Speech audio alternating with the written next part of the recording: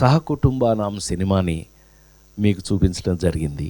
మీ అందరూ కుటుంబ సమేతంగా ఈ సినిమాను చూసి ఇందులో మీకు నచ్చిన అంశాలు, ఎవరెవరికి నచ్చిన అంశం వాళ్ళకి ఉంటుంది కదా, అలాంటిది ఇవాళకి కూడా ఈ ఈ చక్కటి పాజిటివ్ రిపోర్ట్ ఇచ్చి మీరందరూ కూడా, మరి ముఖ్యంగా మా మీడియా సోదరి వాళ్ళందరూ కూడా వాళ్ళది ఎస్ ఇది బాగుంది, లేకపోతే ఇదిగో మీరు ఇంక కొంచెం ఇది బెటర్ చేయొచ్చు, ఇది చేయొచ్చు, అంత ఇన్వాల్వ్ అయ్యి చెప్తున్నారు చేస్తున్నారు అని అంటే అంతకన్నా అదృష్టం ఉంటుందని నేను అనుకోను.